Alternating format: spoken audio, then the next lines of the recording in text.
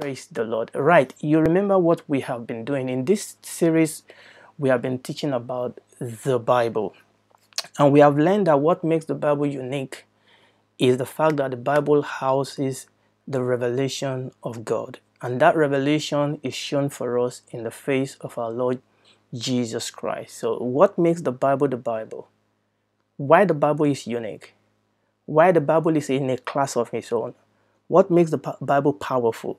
So that it can change life, it can bring salvation, it can bring healing, it can bring change of life, it can make people that were in darkness to become light, that can make people to walk in holiness, righteousness, and victory, that can bring us into a place of walking to please the Lord. What gives the Bible is power, or like some people will say, is ump. What makes the Bible unique is the fact that in it is revealed to us the person of God, and that person of God is revealed to us in the face of our Lord Jesus Christ. And we have studied quite a number of things that in the scripture, and it is very, very important for us to know that that is the reason why the Bible is what the Bible. Obviously, we are looking into this pathway of God communicating himself to us, and we are staying really, really for a long time on this area of revelation, because this is the bull's eyes. This is ground zero. This is the thing that we have ignored for so long. This is the bit that the enemy doesn't want us to focus on. You understand that when people perform magic, you know the trick, okay? Oftentimes magic is all about trick. But oftentimes what they tend to do is they tend to make you focus on something else while the trick is on somewhere else. And that's the same thing that the enemy does. And that is why we are focusing and really focusing on this area of revelation. 2 Corinthians chapter 3. Now let me read from verse 17. Now the Lord is that Spirit, and where the Spirit of the Lord is, there is liberty. But we all, with open face, beholding as in a glass the glory of the Lord, are changed into the same image from glory to glory, even as by the Spirit of the Lord. What happens when God reveals himself? What happens is that there's glory. Number one, we see the glory of God. And number two, as we see that glory, but where do we see that glory? We see that glory with open face, beholding as in a glass the glory of the Lord. We see that glory in the face of the Lord Jesus Christ. But who help us to see that glory? It is the Holy Spirit that illuminates the written word so that we can see the glory of God in the face of the Lord Jesus Christ. But what then happened when we see that glory? The Bible says we are changed. We are changed. The power to change. We are changed into, we are not just changed into anything. The Bible says we are changed into the same image of victory, the same image of power, the same image of glory, the same image of holiness, the same image of righteousness. We are changed into the same image from one level of glory to another. So this is something that happens gradually. And the Bible says, even as by the Spirit of the Lord. 2 Corinthians chapter 4 from verse 1. Therefore, seeing we have this ministry, as we have received mercy, we faint not, but we have renounced the hidden things of dishonesty, not walking in craftiness, nor handling the word of God deceitfully, but by the manifestation of truth, commending ourselves to every man's conscience in the sight of God. I'm going to verse 3. But if our gospel be hid, it is hid to them that are lost, in whom the God of this world has blinded the mind of them which believe not, lest the light of the glorious gospel of Christ, who is the image of God, should shine into them. For we preach not ourselves, but Christ Jesus the Lord, and ourselves, your servant for Jesus' sake. For God, who commanded the light to shine out of darkness, has shined in our heart, to give the light of the knowledge of the glory of God in the face of Jesus Christ. But we have this treasure in earthen vessels, that the excellency of the power may be of God and not of us. Now, I'm also going to read 1 John, and I'm going to read verses 1 and 2. Behold, what manner of love the Father has bestowed upon us, that we should be called the sons of God. Therefore the world knew us not, because it knew him not. Beloved, now are we the sons of God, and it does not yet appear what we shall be, but we know that when he shall appear, we shall be like him, for we shall see him as he is. Now, I've read two scriptures there, and when we put all of them together, essentially the scripture is saying, and you see, it's using the word the glory. The glory. He said, we are changed into the same image. And that 2 Corinthians chapter 4, 1-4 that we said, he said, look, the enemy knew this. The enemy knew, and that's why he said the enemy blinded the eyes of them that believe not, so that they will not see the glory of God in the face of the Lord Jesus. Every good general knows that you don't have to win every battle to win a war. You just need to win the strategic battle. And this is strategic, and the enemy knows that revelation is strategic. And Paul was saying in that 1 Corinthians chapter 4, we preach Christ. We don't preach ourselves. We don't preach this little pet doctrine, that little pet doctrine. We preach Christ, because it's as we see the glory of God and the face of the Lord Jesus Christ, it is then that we are transformed into the image from one level of glory to another. And that is why I'm taking time to stress this point. This is ground zero. This is bullseye. I know I've repeated that. This is what makes the Bible unique. This is where the power is. This is our Samson's ear. Praise the Lord. And this 1 John chapter 3 says that, I really like that verse 2. It says, beloved, now are we the sons of God. It does not yet appear what we shall be. He said, but we know that when he shall appear, we shall be like him. Why? For we shall see him as he is.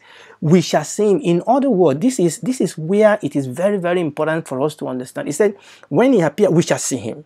And when we see him, and this is what the Holy Spirit is doing. This is how the Holy Spirit illuminates our heart, so that we can see the glory of God in the face of our Lord Jesus Christ. If we put the Lord Jesus Christ there, and the Bible says in him we see glory, the glory of God, okay?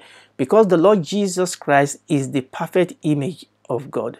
So the Lord Jesus Christ is our link to God. And this is very, very important. And that is how God revealed himself to us. And obviously, all that is recorded for us in the Bible. Okay, now, when we come to the Bible, this is us, this is you, this is me. When we come to the Bible, we want to connect with the glory of God. But we cannot, because God dwells in a light that no man can approach. But God has revealed himself to us in the Lord Jesus Christ. So when we read the Bible, when we study the Bible, the Holy Spirit will illuminate this whole activity so that we can see the glory of God in the face of Jesus.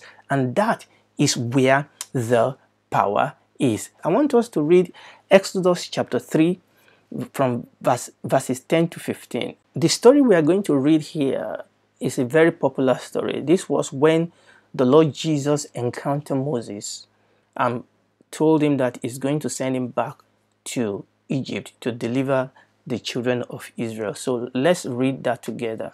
So that is Exodus chapter 3 from verse 10. Come now, therefore, and this is the Lord speaking to Moses. Come now, therefore, and I will send thee unto Pharaoh, that thou mayest bring forth my people, the children of Israel, out of Egypt.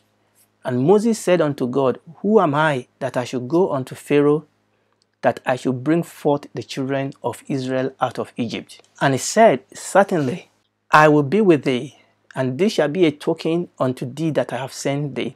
When thou hast brought forth the people out of Egypt, you shall serve God upon this mountain. Verse 13, and Moses said unto God, behold, when I come unto the children of Israel, and shall say unto them, the God of your father has sent me unto you.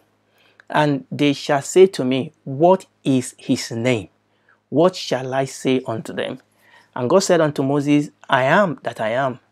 And he said, thus shalt thou say unto the children of Israel, I am has sent me unto thee. And God said moreover unto Moses, thus shalt thou say unto the children of Israel, the Lord God of your father, the God of Abraham, the God of Isaac, the God of Jacob has sent me unto you. This is my name forever, and this is my memorial unto all generations. Wow, this is a very, very important scripture that we are going to be sitting down with. And I perceive that we are not going to finish what we want to do here today, but we are going to introduce this. Moses was asking God for something here that I think is very, very important for us, particularly as we are studying the Bible. And Moses said unto God, Behold, when I come unto the children of Israel, and shall say unto them, The God of your father has sent me unto you, and they shall say unto me, What is his name? What shall I say unto them? What is his name? Now, the question is, why was Moses asking God his name? And what does this actually mean? Particularly because this is important for us, that you remember what we said, that the Bible, what makes the Bible is the revelation of God. And one of the way God has revealed himself in the scripture is to reveal his name. Or let me put it another way. The Bible revealed to us the names of God. Okay, this is very important. The Bible revealed to us, now God is God. And as we study the Bible revealed to us the name of God. And why is that important? Why is it important for us to talk about the name of God? Why was it important here that Moses was asking God, what is your name? Why did Moses think? What makes Moses think that when he go back to Egypt, what make him think that when he go back to Egypt, that the children of Israel will ask him, okay, God has sent you with a purpose, with a plan. What is the name of the God that have sent you? And this is very, very important. In fact, when you read the scripture, you will understand that men and women that walk with God, the people that walk with God and did exploit for him, they have a revelation of the name of God. Jehovah this, Jehovah that, the Lord is my, the Lord is my. They have a revelation of God. And it's the same thing with each and every one of us. That listen, when you and I, as we approach the Bible and as we read it and we study it and we meditate upon it, we should come to a place where we have a revelation of God. But what does that mean? What does that mean that we know his name? No. In the scripture, to know the name of God doesn't mean that you can repeat a label. Now, this is very, very important. And it's the same issue that we have when we pray in the name of Jesus. To pray in the name of Jesus is not the same as attaching a label at the end of our prayer as if it's a magic wand. No. There is something deep here that Moses was asking for. And this is the same reality we must touch as we study the scripture. Now, what does it mean when and why was Moses asking God, what is your name? Let me give an example here. You know, recently when my son was going to wed in April, and you know the story, the COVID-19 unfortunately didn't allow that to take place as we planned it to be. But the reason I brought that up is because as we were planning for that wedding, I wanted my mom to come over and be part of that wedding. Okay, so my brother was helping me here. So what we did is, and this is very important, I'm talking about the name. What we did is that I wrote a letter inviting my mom to come to UK. So I wrote a letter, and my brother was supporting my mom to go through all this. So I wrote a letter to UK Embassy in Nigeria to say, this is who I am. Okay. Now, this is the way you write the letter, that this is who I am and this is where I'm staying. And when you say this is who I am, you are telling them, look, this is who I am this, I am that, I have this property, I have this glory, I have this power, I have this position, and I can take care of the woman I am inviting, okay? And after telling them who you are, where you are, the other thing you also do is that you then send document to support what you've said in that letter. Okay, so you send document to confirm, number one, who you are, number two, to confirm your location, that yes, you live where you say you live, and number three, very importantly, you want to show evidences that you can look after the woman that you are inviting. So oftentimes you want to give them your bank account, or you want to give them, if you have an account somewhere that should have a little bit of money that you want to show them, you know what, I am capable, I am able to take care of this person that I'm inviting. And they will take all that, and they will take all that to the embassy. Okay, now the reason I've told you that story is this. Now, all that giving to my mom was showing something. That number one, I know her and she knows me. You know, we sing this song, He knows my name. He knows my name. Lovely song. But there's another song that says, I know his name. Listen to me. We must know his name. Okay. I know his name. So when my mom took all these things to the embassy, the first thing is telling the embassy people is that I have a connection with this man. He is my son. I know him. I know him and he knows me. And that is very, very important. And also we are saying that, look, I know him, he knows me, and he trusts me enough. He has given me, wait for it, he has revealed to me something of his name. Now, obviously, I've not revealed everything in that letter, but I've revealed to my mom, and she's taking that to the embassy, something of my name, something of my glory, something of my honor, something of my nature and my character. And my mom is taking that to where? To the embassy, to say, I know him, he knows me, he has entrusted unto me his identity, and he has entrusted unto me all this information concerning him. He has given me his identity card, he has given me his house bill, he has given me his bank account. And she takes that and she's using that to apply for a visa in my name. And this is important. I have a relationship with him. I know his name, he knows my name, and I am making this demand for a visa in the name of my son. And the visa was granted to her. Okay. And it's the same thing when we talk about the name of God. And this is what Moses was asking God when he was praying and was asking God and said, if I get to them and I ask them, and they ask me, what is his name? What should I tell them? Now, we are going to, hopefully next time when we come back, we're going to talk about how God answered him, what that name is. But what I want you to see here is how important it is when Moses was asking for the name. Now, let me read this out to you. Moses was familiar with the Egyptian habit of choosing from the names of their gods that bore specially upon the wants and the circumstances of their worshippers.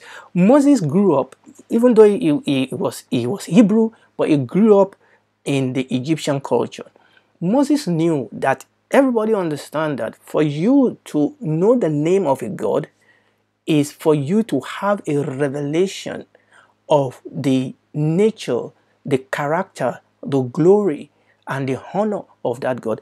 That for you to know the name of a God is, number one, for you to be privileged, okay, to be able to use that name in honor of the God, obviously, to fulfill purpose. I'll read that again. Moses was familiar with the Egyptian habit of choosing from the name of the God that bore specially upon the want and circumstances of their worshipper. In other words, the name of a God is actually a currency in the hand of the worshipper. But you don't know the name of a God just because somebody mentioned the name and yes, I had it and I'm going to use it. Just like the seven sons of Sceva. You remember those seven sons of Sceva? They've been seeing Paul casting out demons, and they went to cast out demons in the name of Jesus Christ whom Paul preached. No. It's not you and I repeating something that somebody said.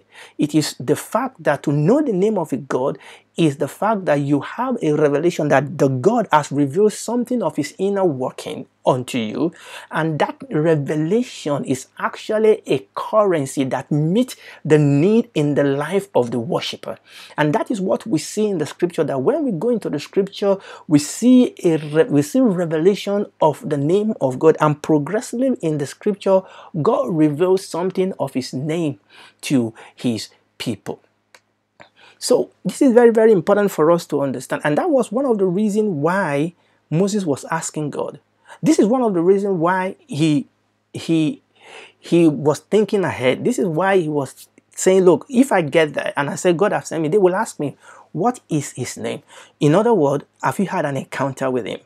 Okay, because you wouldn't know the name of the God if you've not had an encounter with him. Number one, has he had an encounter with you? Number two, has he sent you? Because the God will not reveal his name to you if he had not sent you. Okay, and that is exactly what is going on here, the name.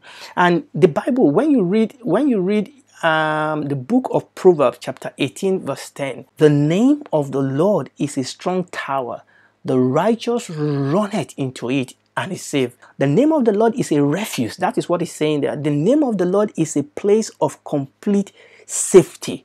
The name of the Lord is a strong tower. The righteous run into it and they are saved. The name of God is a precious currency, is a precious jewel that the worshiper will spend. And when we study the scripture, as we study the scripture, as we study it and read it and study it and meditate upon it, one of the things we'll begin to see is the revelation of the name of God. And you know that the supreme name, the supreme revealed name of God in the Bible is that name, Jesus. The name Jesus. At the mention of the name of Jesus, every knee shall bow and every tongue shall confess that Jesus Christ is Lord. The Bible says that he has given us his name. He has given us the name that is above every name. But do we really know that name? Remember what we said. To know the name is not the same as just repeating the name, as just using the name as a magic wand. No.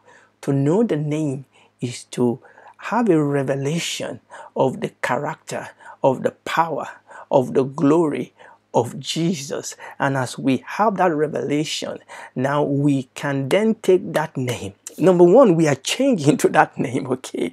We are changing to that name. And number two, we can then take that name and use it. But understand that you cannot use the name of a God for something the God has not sent you to fulfill. You cannot use the name of Jesus for something that is not in line with his will, purpose, his character, and his will. And this is why one of the things we are going to talk about is the fact that you need to understand that the Bible says that seek you first the kingdom of God and his righteousness, and all these other things will be added unto you. We have to use that name, okay, to fulfill the kingdom purpose of the King. We have to use that name to fulfill the will and the purpose of the Lord Jesus Christ. Now, we're going to take this up, God willing, God helping us in the name of Jesus. But I think we are going to stop here. So remember, if you are listening to me today and you've not given your life to Christ, you need to. Okay. That is the only name that has been given among men whereby we'll be talking about name today. Okay. This is the name. This is the name in which there is salvation, in which there is deliverance, in which there is provision. And you can accept him. You can accept him into your life and believe in him and confess him as your Lord and Savior, and he will save you. He will receive you into his family, and he will put the seal of the Holy Spirit in your life, and he will walk with you through this valley of shadow of darkness of this world, and eventually will spend eternity with him.